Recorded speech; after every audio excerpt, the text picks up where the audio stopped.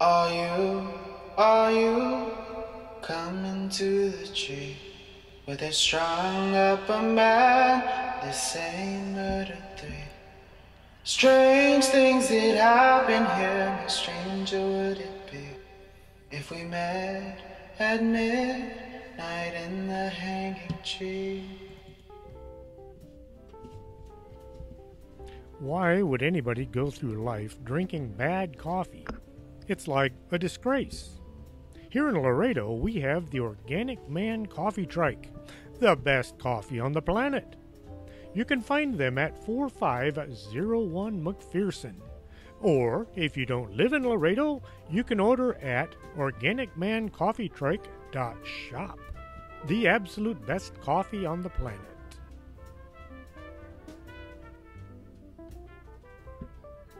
And welcome to the show. I'm your host, Chris James. I see by my stats reports some people in India are listening to the show. If so, I hope y'all enjoy my attempts at podcasting. If you live in some far-off distant land, someplace other than Texas, well, let me know so I can kind of figure out where all my voice is carrying these days.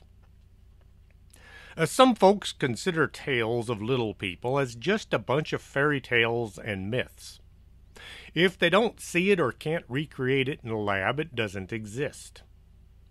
The stories from hundreds of years ago tell about other beings, some less than human, while others were more like the gods. Creatures with powers to affect or control us humans. Many of the legendary beings were seen as being of short stature. In Ireland, some say the fairies are fallen gods known as Tuatha De Danann. The name translates to people of Danu, the mother goddess. These ancient gods and goddesses were said to live underground in a separate realm. This belief corresponds with the idea that fairies enter and exit our world through hills called fairy mounds. The church demonized the old gods and goddesses. The common folk, fairies' traditions, were outlawed by the church. This led to the stories of fairies being passed on only by word of mouth and never written down. Many people believe fairies are nature spirits. The French folklorist Claude Lecatou theorized that fairies were guardians of natural places like rivers and trees, mountains, places like that. They sometimes manifested in physical form like pixies, dragons, mermaids, gnomes, dwarves, or elves. A medieval oral tradition maintains that fairies are the souls of lost pagans who died before the word of Christ could reach them. Others said fairies were the souls of unbaptized children trapped between this world and the next. In Ireland, belief in fairies was so widespread that as recent as the early 1900s, a man killed his wife because he thought she had been replaced by a fairy. The changeling legend. Fairies would kidnap humans and replace them with their older beings who were no longer able to care for themselves. The family would take care of this creature as it slowly died from old age, even when it looked like a young child. A fairy are also known as the Fae, or Fae folks. The Irish would place pails of cream, milk, or butter on their steps to appease the Fae on certain nights of the year. Farmers left the first or last harvested crop in the field for the fairies to avert their tricks or hexes. Some of these traditions survive even today. In Scotland, the belief in a house fairy, known as a brownie, is still around. Brownies are small, stout creatures living in the home who sometimes help with chores while everybody is asleep. They were helpful, benevolent fairies with a close connection to the rooster. Some say the brownies could shapeshift into the form of the rooster. He would crow at dawn to announce his work was done. Other stories that say the rooster crowed to alert the brownies that it was time for them to go to sleep and for the people of the house to wake up. Coming in at 6 inches, the winged pixie was the shortest of the fairies, and it was able to shapeshift into the size of a human form as needed. Although they can be very curious and fun-loving creatures, they were supposed to feel a great responsibility towards other, similar-sized creatures like brownies and gnomes, and they were supposed to work in order to stop any kind of rivalries or battles breaking out between them. Pixies love flowers and gardens and were often seen hanging around flowering plants. They liked any kind of sweet food, and folks living in the country would often offer them sweets by placing them on the windowsill or the doorstep late at night. Pixies were supposed to live in large colonies designed to ensure their safety. They would build their cities high up in trees and magically cloak them so they are unlikely to be observed. When encountering danger, they would face their enemies as a massive cloud of angry pixies, similar to a swarm of bees. Despite their fierce defensive posture, they are very friendly and kind, helpful to many different types of beings, including sometimes humans. Pixies are said to live up to 100 years, and they are ruled over by a king or a queen. Pixies are one of the most common types of fairies and are the type of fae most often seen by humans. Tinkerbell is a Disney version of a pixie. The brownie we spoke of earlier are a form of trooping fairy. Trooping fairies tend to be a bit different from the average brownie. They're more serious, organized, and sophisticated in lifestyle compared to the more rustic and friendly brownies, and they move around in a group. Troop fairies live in the trees. To stay out of sight, troop fairies prefer to travel through the woods where there's a lot of underbrush. Some people also believe they inhabit trees which are often referred to as fairy trees. Brownies and troop fairies don't have wings. Trooping fairies can reach a height of 6 inches. In their world, they are also known as nymphs, but are more commonly known as brownies for wearing brown clothing and living close to the earth. They do not have wings, but are quite capable of getting to high places when needed, with the help of birds or one another. In the wild, brownies live in the woods or high grass where they often build hidden or underground homes. They do this to protect themselves from beings who are much larger and more powerful than they are. Troop fairies are very social and prefer to live together in towns or large family groups. They scavenge to survive and spend their days hunting for food, household goods, and other items they can use for trade. When it comes to humans, they are usually friendly with those who are like-minded.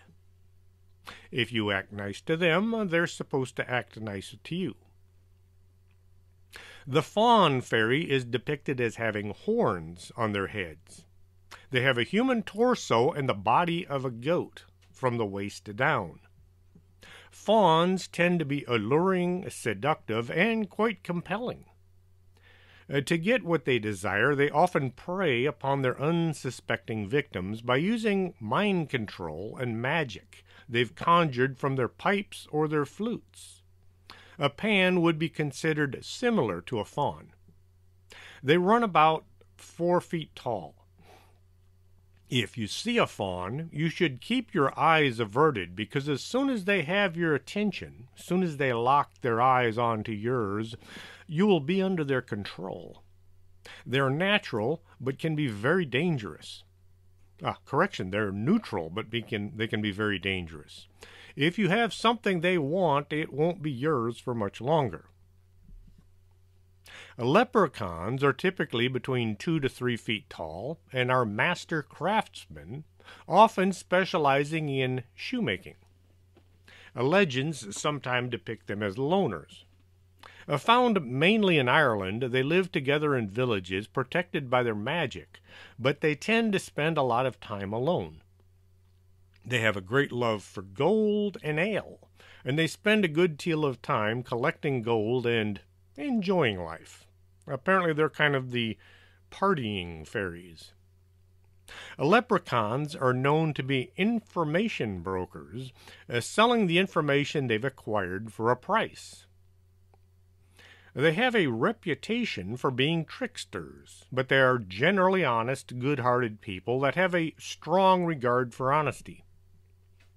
Ancient stories about leprechauns said they were diminutive supernatural beings in Irish folklore, classed by some as a type of solitary fairy. They were usually depicted as little bearded men wearing a coat and hat who enjoyed mischief. In later times, they've been depicted as shoemakers who have a hidden pot of gold at the end of the rainbow. The leprechaun originally had a different appearance depending on where in Ireland he was from. Prior to the 20th century, it was generally held that the leprechaun wore red and not green. In some stories, leprechauns have helped out for a price. In other stories, they would go out of their way to cause trouble. The modern representation of a leprechaun as a little man sitting on a toadstool with a red beard and a green hat comes from a mix of elements seen in wider European folklore and is not part of the traditional Irish leprechaun character. Most tales involving a leprechaun follow a familiar pattern. A human encounters one and demands to know where his pot of gold is hidden. All the human has to do is keep an eye on the leprechaun, and he will be forced to hand over the gold. In some stories, the human has to keep a hand on the little being. Leprechauns are nimble despite their age and prone to mischievous tricks. The leprechaun will try any means to distract his captor. Their favorite techniques include playing on humans' greed and gullibility. The leprechaun's gold will be found at the end of a rainbow. This is a problem. Rainbows are actually a complete circle. You only see half of it from the ground, but if you look at a rainbow from above, say from an airplane, you'll see that it is a complete circle. So you wind up running in a circle trying to find the gold. A small, shy fairy is known as a gnome. Shy and cautious by nature, gnomes seek only the company of their own kind. At 9 inches tall, they believe their small size makes them vulnerable to attack, and they always try to go unnoticed. Known for their iconic red pointy caps, they wear a variety of different colored clothing, besides that single color and style. You'll find gnomes in most natural areas around the world, in small, isolated communities. They live on fruit, mushrooms, nuts, things like that, and on occasion, they're said to eat meat. Being deeply connected to nature, they are master healers and are known for healing sick and injured animals. Grendels are frequently found in the homes of other elves. Grendels and elves have a symbiotic relationship. They work in service for the elves in exchange for a safe place to live. They are dedicated to their host family and generally will stay with the same family for generations, moving with them as necessity dictates. Grendels are about 3 feet tall, and they often are seen wearing striped clothing. Hobgoblin is a solitary dark brown creature who inhabits the forest and lives in trees. In general, this nature fairy is a peaceful being who enjoys keeping to himself or herself. They're not usually aggressive unless provoked, but they can get nasty when their tree that they call home is at risk. Since his temper can flare easily, it is wise to stay on the good side of a hobgoblin. Elves are a very long-lived race found in many places throughout the world. Gifted with sharper senses, grace, agility, and perception than humans, they excel in the arts and crafts. This also includes the arts of magic, which they define as a gathering, focusing, and directing of natural energy. In general, elves avoid technology and they live close to nature in an idyllic setting, respecting and working with all aspects of nature. Physically, elves are approximately the same height as humans, but slighter in build.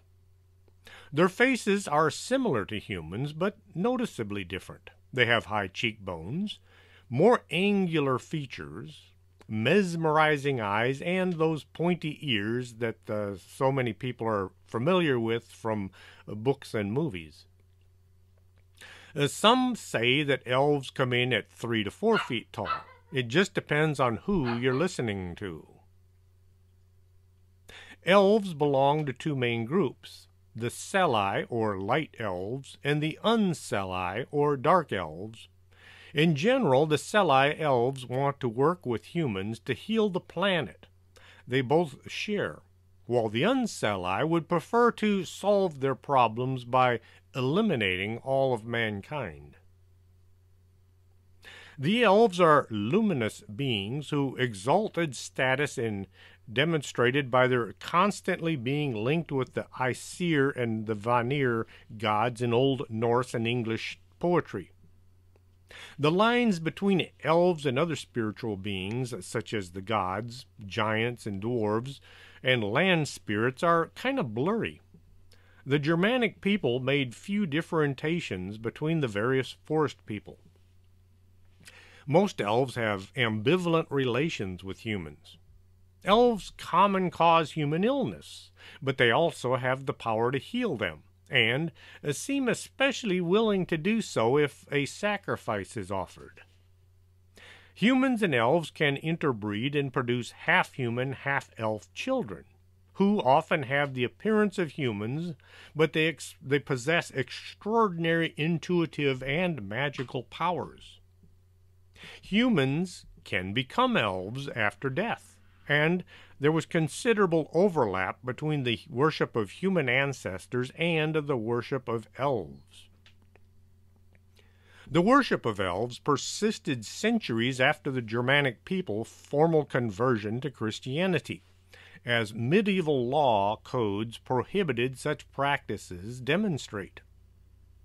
Ultimately, then, their veneration lasted longer than even that of the gods. The main difference between elf and fairy is that the elf is a supernatural being in Germanic mythology and folklore, but stands about the same height as a human. Fairies tend to be much shorter, coming in under 3 feet, all the way down to 6 inches. Elves belong to the world of the elementals that are known as fairies, but they are a subgroup of fairies who have their own civilization and attributes.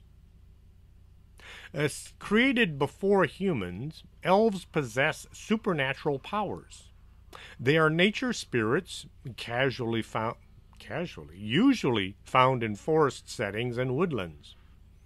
Fairies were the ancient creators of Ireland. They evolved into various types of fairies. Different types of fairies behave in different ways. Some are benevolent, while others are quite malevolent. When interacting with fairies, it is important to know what kind of fairy you're dealing with. Fairies possess supernatural powers. Some use their powers for good and others for evil. Always tread careful when interacting with fairies, as they expect to be treated with reverence. Most fairies reside in the fairy realm, other dimensions. Humans visit this realm on occasion, at times by accident, and sometimes by invitation, and on occasion simply by wanting to go there. If you hear stories about people who find themselves, say, walking in a strange land that they don't recognize. This is supposed to be when the human has accidentally stepped into the fairy dimension. If you ever find yourself in the land of the fairies, do not accept food or drink from them. If you do, you will become a slave and you'll never get to come back to our world. Most people know of elves from Santa and his workshop. Some folks say Santa is an elf, while others say no. It all depends on who you talk to. A goblin is a type of fairy originally from European folklore. The word goblin is originally derived from the Greek word kabalos, which translates in English as rogue or evil spirit. The word goblin has traditionally been reserved for any ugly fairies that is either mischievous or malevolent. The term goblin has been used to describe a wide variety of creatures found in a multitude of traditions throughout Europe. The term goblin can be quite nebulous, and in some cases it can be unclear if the creature would be better described as a goblin, a fairy, or an elf. A goblin in Western folklore are wandering spirits that are usually mischievous but often malicious. Goblins live in grottos, but attach themselves to households where they are believed to bang on pots and pans, pull your pajamas off while you're asleep, move furniture around, and bang on doors and windows. They sound an awful lot like a poltergeist or a noisy spirit. Parents would tell their kids they had best behave or else the goblins would punish them in all manner of painful way. If the kids were good, the goblins would reward them with gifts. After the publication of J.R.R. Tolkien's The Hobbit in 1937 and the Lord of the Rings trilogy between 54 and 55, the view of goblins in modern Western fantasy began to change. Goblins were now commonly seen as their own distinct race of humanoid creatures. Typical features of goblins in modern fantasy include a shorter than human stature, either flat or long and hooked nose, bat-like ears, and either mischievous or malevolent demeanor. A duende is a humanoid figure of folklore with variations from Iberia, Latin America, and the Filipino cultures. Here in Laredo, there were several duende sightings back in the 60s and 70s. This creature was seen hanging out near the public water well on San Bernardo near Burnsides. When many homes still didn't have indoor plumbing, folks would carry water from this pump. The duende was seen hanging out in the area. It had a bell that sounded like a funeral dirge. I haven't heard any recent sightings of this creature, but then if you've been on San Bernardo lately, it's kind of well built up and developed. Long before Europeans ever set foot in the New World, the legends of the Pukwudgies were already quite prevalent. Pukwudgies, also known as Bugwanjini, were said to live in the wilderness throughout North America.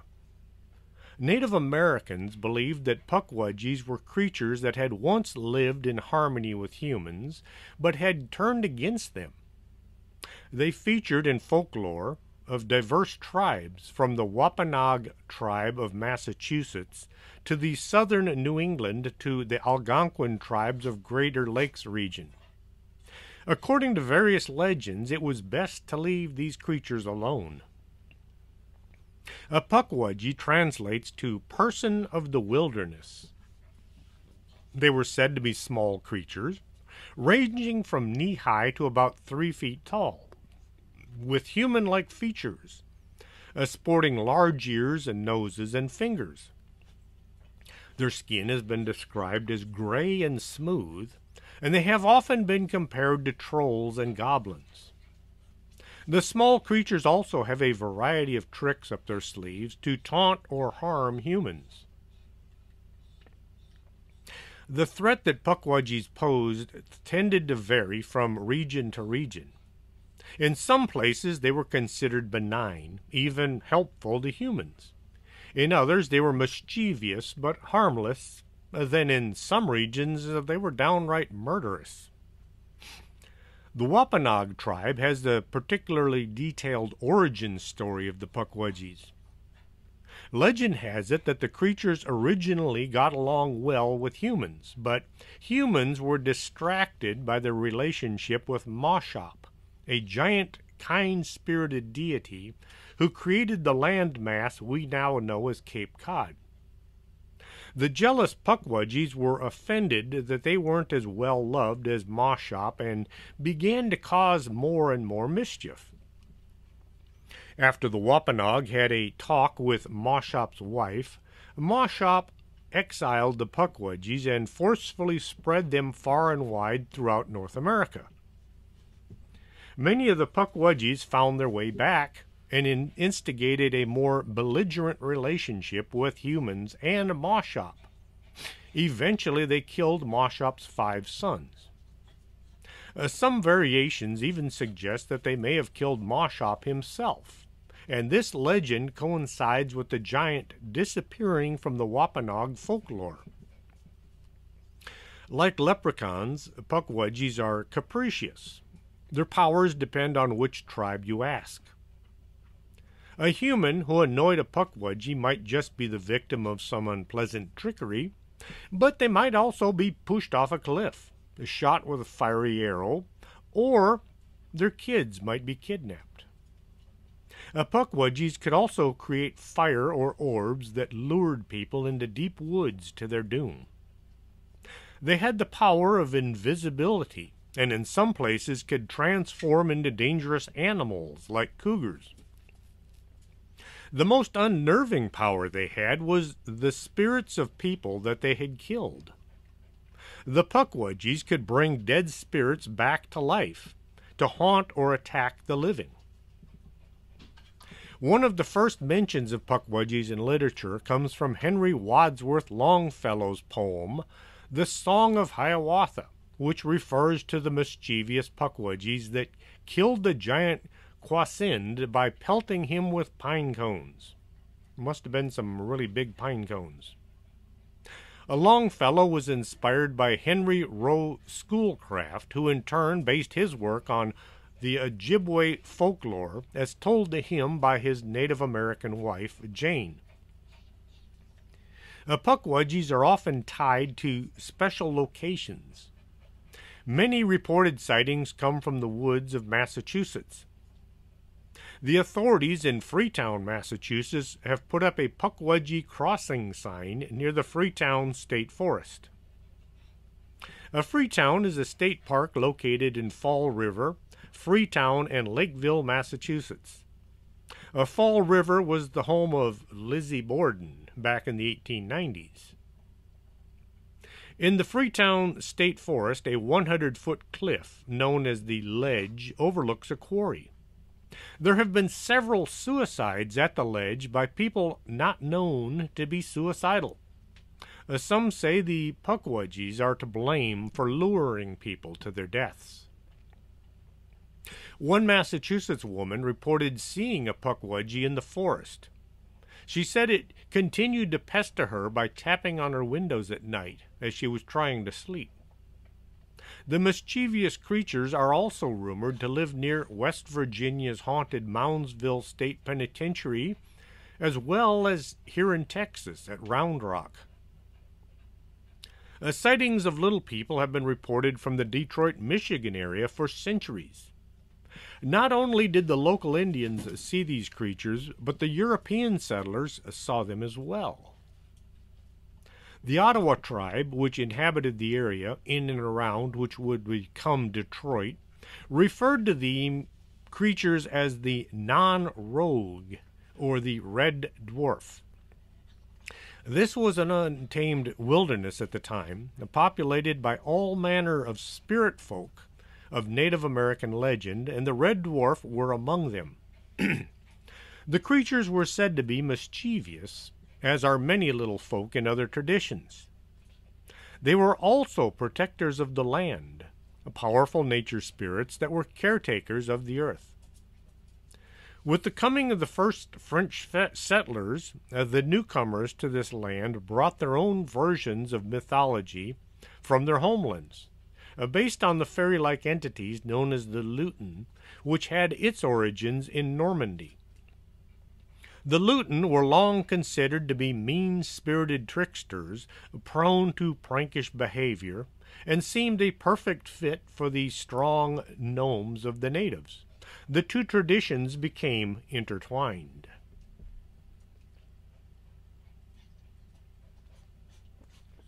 The image of these mythical creatures began to change and evolve with European settlement.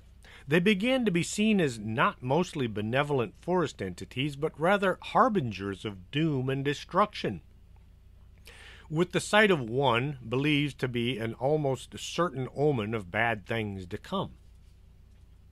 During these days, the non-rogue were described as small, child-sized humanoids with red old man faces, glowing eyes, jagged and yellow rotten teeth, and they were dressed in worn-down clothing. They had pointed hats and fur boots, or sometimes matted reddish-brown hair. Some will say this is all just folklore and legend. Encounters with these mysterious diminutive entities go way back, and they were routinely seen by the native tribes. The earliest reports from a European was in 1701, when the founder of Detroit, Anton de la Mothe Cadillac, was having a party on March 10th. During this event, a mysterious fortune-teller appeared with a cat on her shoulder. When she read his palm, she told him that he was destined to start a great city, but that this new colony would be a place of great strife and bloodshed. She also warned him to pay heed to the non-rogue and to not upset them, as this would certainly mean his downfall. Anton Cadillac didn't believe any of this, and he was said to have scoffed at the fortune-teller. When Cadillac finally did found his city, he reportedly went out with his wife one night for a quick walk, when he overheard two men complaining about the new town, one of them saying that he had seen La Petite Non-Rogue, which was a sure sign of bad things to come. At the time, this amused Cadillac, but soon after he reported that a deformed dwarf-like creature, covered in blackish-red fur, with a beady, fierce red eyes, shambled into view, and that it had crooked, nasty-looking teeth. A Cadillac bashed the creature over the head with a cane and yelled at it to go away. The red dwarf just laughed and scampered off. After that, Cadillac was beset by myriad misfortunes, eventually dying alone and penniless. The creature was spotted multiple times at around this same date. One of these creatures frightened a farmer who said that it was on the roof of his barn trying to rile up his horses. Another farmer said the thing would appear at night and it would peer into his window and steal his chickens. More well-known than these scattered sightings was an encounter with one of the little beasts that took place July 30th, 1763. On this date, 250 British troops had amassed in preparation for a surprise attack on a rebel force made up of a confederacy of Native Americans that had defied British post-war policies in an insurgent uprising known as the Pontiac War. The fiercest leaders of the Ottawa tribe named Pontiac. The war itself had devolved into a brutal, ruthless campaign that involved various atrocities, such as killing civilians and unceremoniously executing helpless prisoners. The British were eager to squash the violent rebellion as quickly as possible.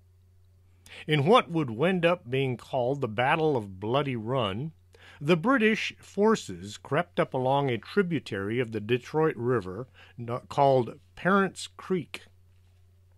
On their way towards Pontiac's encampment, hoping to launch a decisive surprise attack against the chief. They were surprised to find a large contingent of 400 angry Indian warriors, of feather, not dot, waiting for them and ready to fight.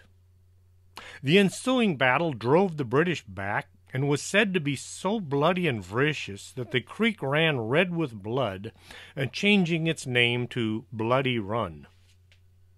Nearly 60 British soldiers died in the melee, including the commander of the force, Captain James Dylell, whose corpse was decapitated so that his head could be paraded about on a stick for all to see.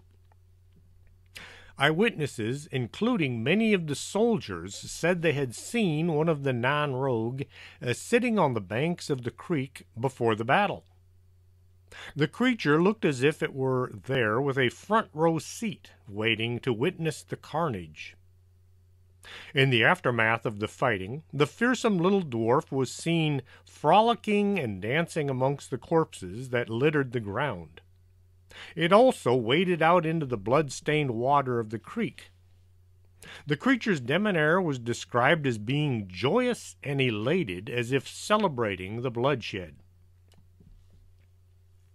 The reputation of the non-rogue as being a portent of death and disaster continues into the days before the Great Detroit Fire in 1805, which burned most of the city to the ground.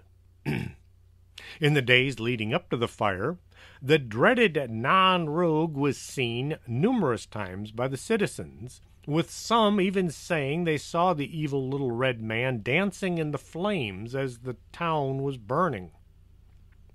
The creature was seen again in the aftermath of the War of 1812, when the defeated General William Hull reported seeing it peering from the fog on the sidelines and grinning with his disgusting teeth during his surrender of Detroit in 1813.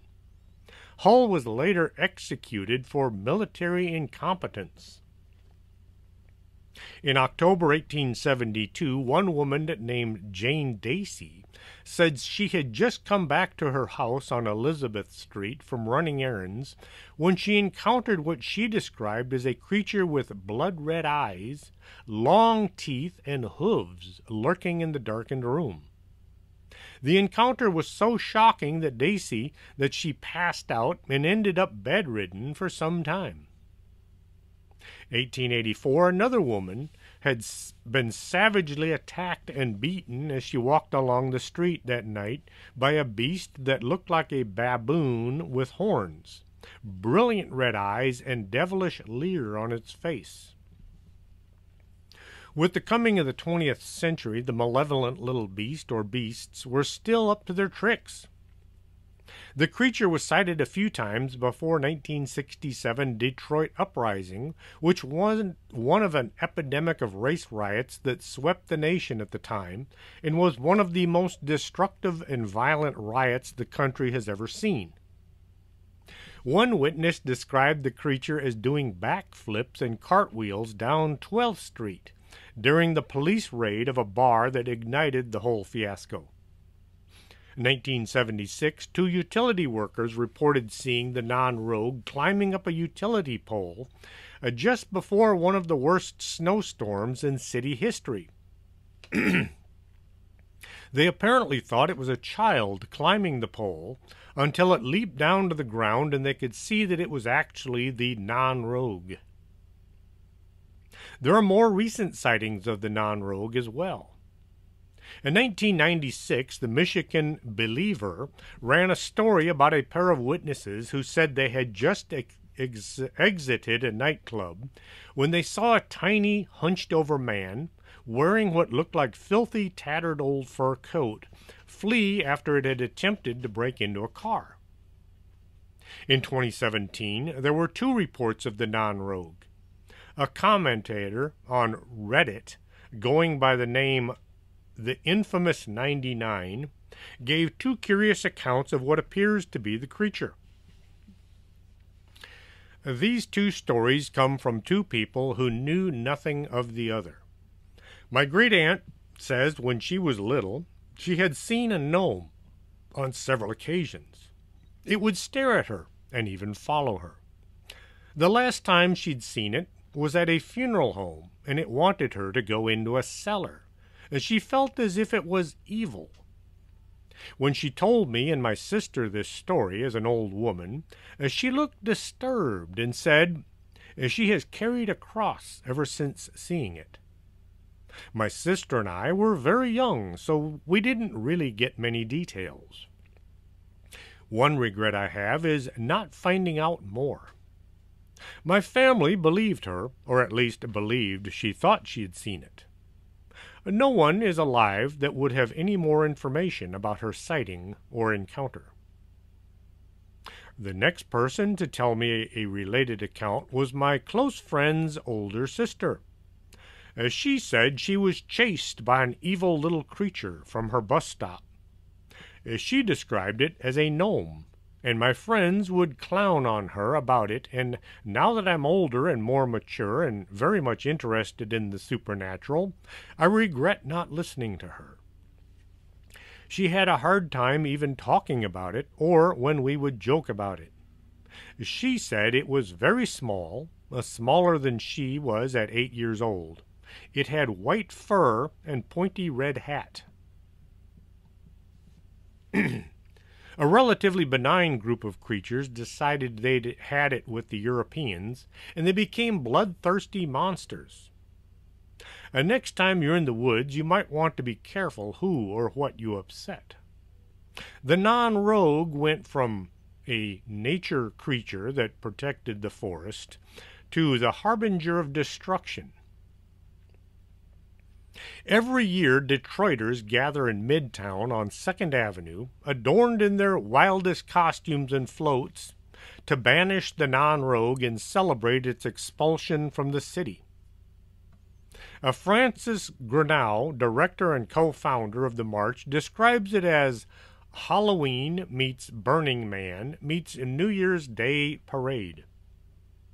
At around 1:30, the non-rogue makes its appearance on the steps of the Masonic Temple, where it reveals its plans for causing havoc in Detroit and elsewhere. An after-party at the Masonic Temple follows. Watching the news lately, I'd say they're not doing much to drive the nasty dwarf out of town. The mayhem and killing is still going on.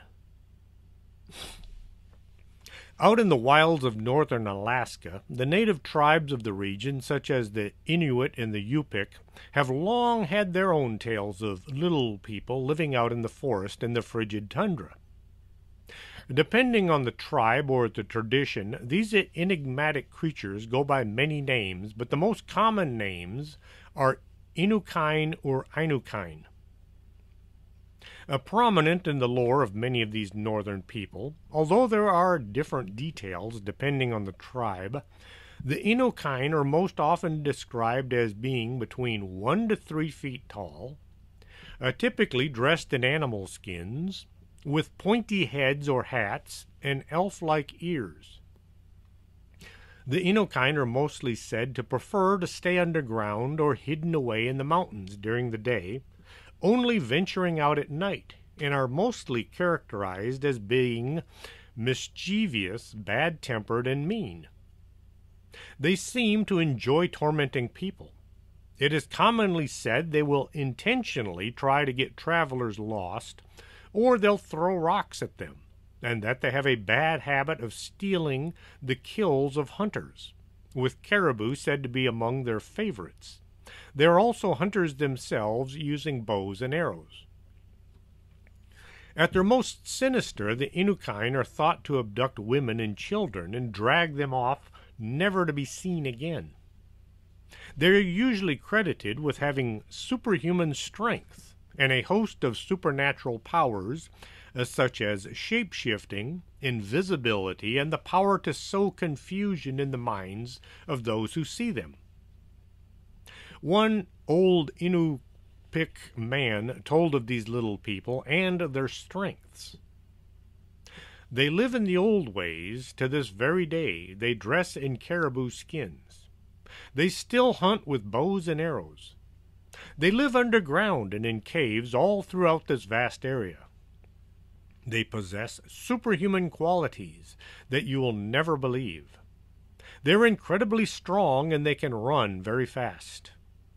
They sneak around the villages, stealing food. When any hunters shoot or kill a caribou, it requires 2 adult Inupiq men to lift the caribou to place it on a sled. It only takes 1 Inukind to pick up one of these dead animals.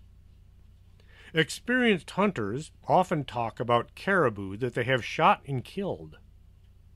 The caribou will disappear before they have reached it to dress it out. Make no mistake, these people are very good in what they do. They are perhaps the best hunters in the world. Some brush pilots have reported seeing a strange sight of a caribou moving through the brush while apparently laying on its side. Closer examination shows these animals were quite dead, and they were being carried by some kind of a small creature that was completely covered by the animal's body. The thing doing the carrying is moving way faster than any known creature should be able to move while carrying such a heavy load. This leads folks to say the caribou is being carried by an Inukind.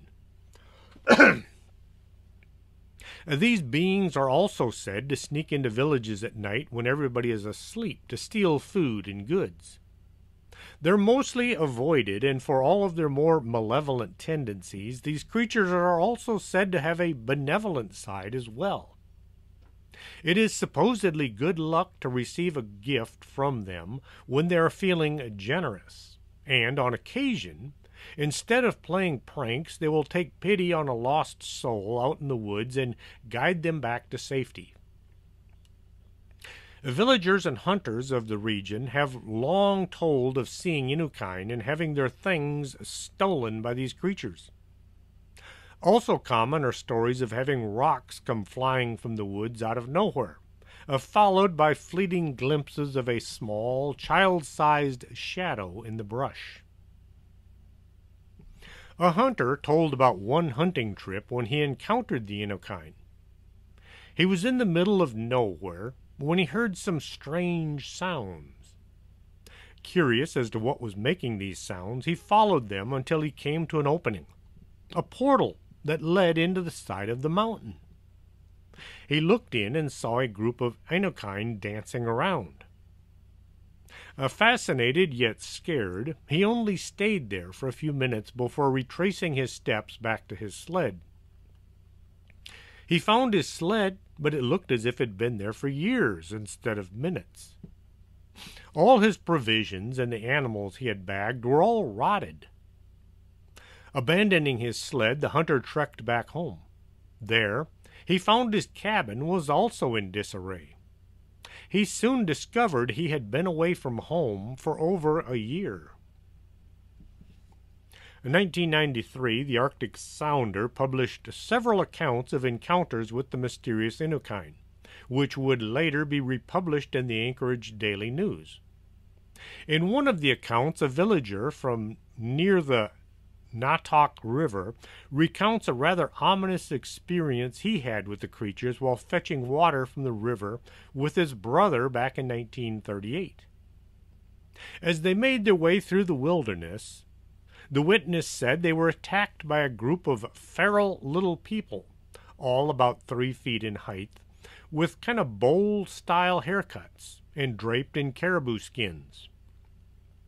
After a fierce struggle, they managed to escape when the creatures were distracted by the arrival of the young man's grandfather. The same summer, their sister chased off a group of the creatures trying to steal her catch of salmon from the river. The initial witness had another encounter with the Inukind 9 years later. He was camping at the river with a group of relatives while on a hunting trip. He reported that during the night they could hear the crunching of leaves and the Inukind communicating with each other in strange bird-like whistles. When they went to look for the elusive creatures, they would scamper away, as if playing hide-and-seek. They played this game all the way down the river up until they reached the village, where they were finally chased away back into the wilderness by the local men. The series of articles also told the account of a local woman in the same area who claimed she was out with friends traveling up the Natok, and at one point they stopped to pick berries. As they did so, they suddenly noticed a tiny man with a large bulbous nose, big pointy ears, and a cone-shaped head, casually sitting on a driftwood tree smoking a pipe. The witness said they watched the curious little man for a full hour, and the whole time he just smoked his pipe and looked around as if enjoying the view. Suddenly the creature was reportedly either spooked by something, or perhaps he remembered he had something important to do. He bolted off of the log and started running towards the nearby mountain at a frantic pace. Another witness had an encounter with a mysterious little people one summer as he was hunting caribou. After bagging a caribou, he set to work skinning it, and that's when he said he heard the voice of someone speaking in the Inuit language. When he looked to see who it was, he saw that the voice was coming from a diminutive man, about 3 feet in height, armed with a bow and arrows. The two had a brief exchange and inspected each other's respective weapons, with the witness being armed with a high-powered rifle. According to him, the Inukine's bow was so strong that he was unable to pull it. This led him to believe that the creature he was speaking to must be extraordinarily strong. The hunter told the mysterious stranger that he could take whatever from the caribou he wanted. The only thing the Inukine wanted to take was the fatty parts of the animal. Another man was hunting when he ran into a little person. He said one day he'd been hunting out in the wilds and had set his sights on a trophy caribou, but there was another hunter who was also pursuing it. The witness saw the bull caribou he wanted. He needed to work his way closer so he could get a good clean shot. As he worked his way through the brush, being as quiet as he could, he spotted the other person trying to sneak up on the same bull caribou. The other hunter was a very big man. He looked like he knew what he was doing. The other hunter was in a much better location to bag the bull. As he was aiming in on the prize, suddenly the bull vanished, and in its place was a little person. The second hunter was startled, as was the first. They both stood there, frozen, looking at the weird-looking creature. It stood only a few feet tall. It was dressed in deerskins. The Inukine took off running faster than either man could have moved, making a beeline for the mountains. The Anchorage Daily News had a story about a hunter who came across a young boy while out hunting. According to the report, a hunter from Marshall, Alaska, was out on his snowmobile hunting birds on May 7th, and he came across a young boy sitting alone out in the middle of a marsh.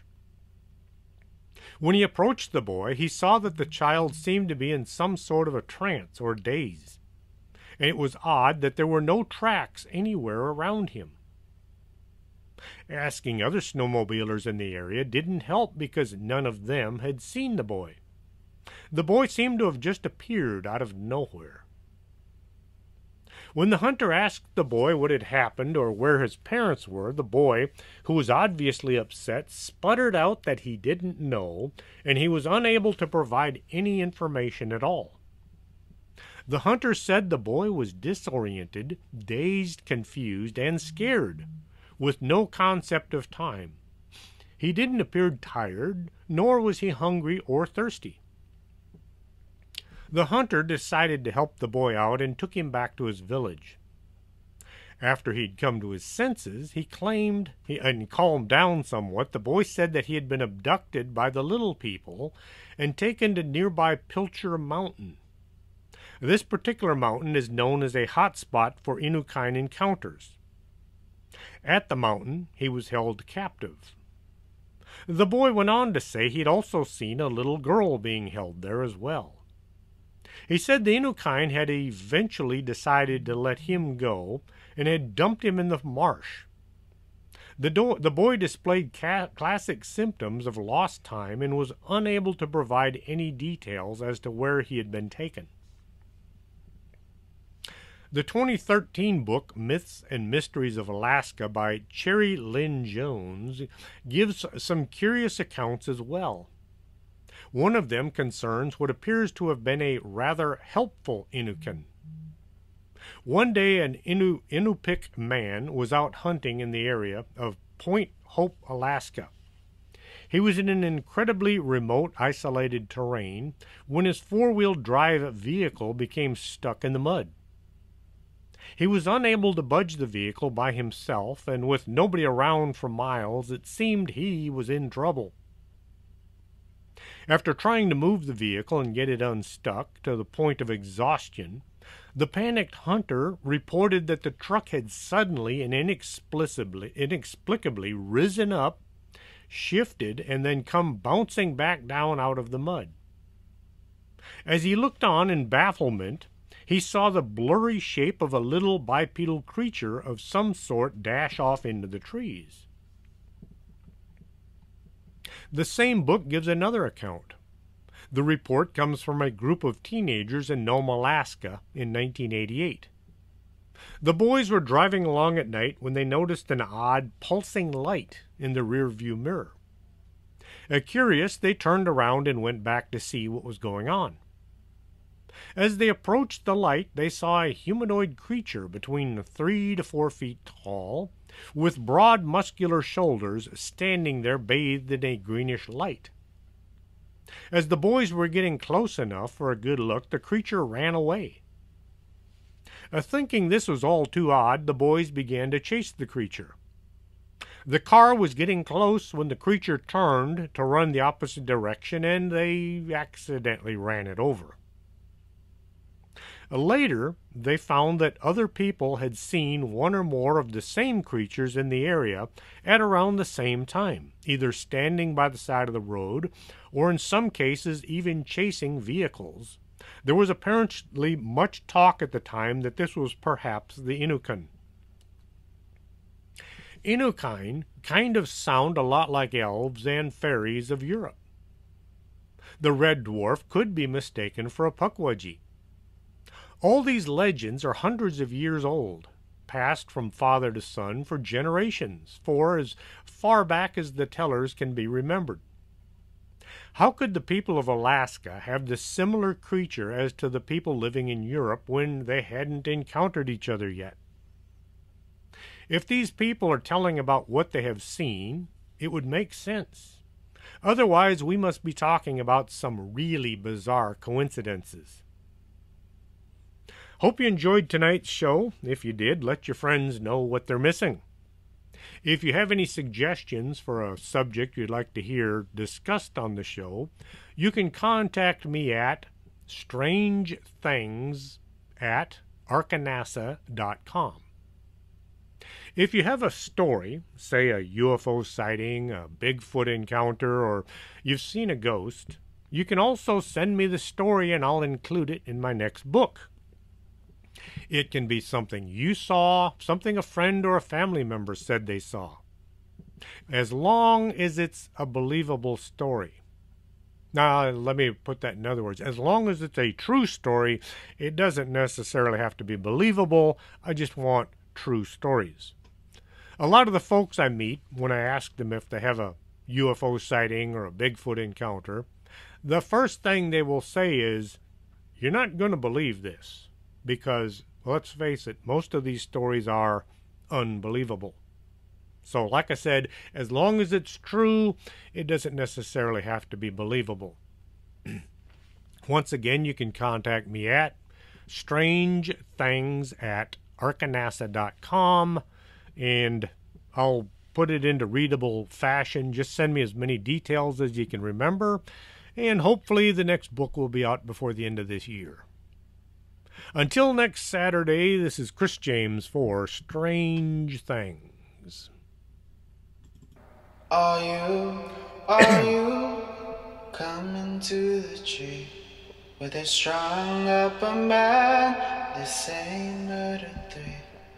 Strange things that happen here. No stranger would it be if we met at midnight in the hanging tree.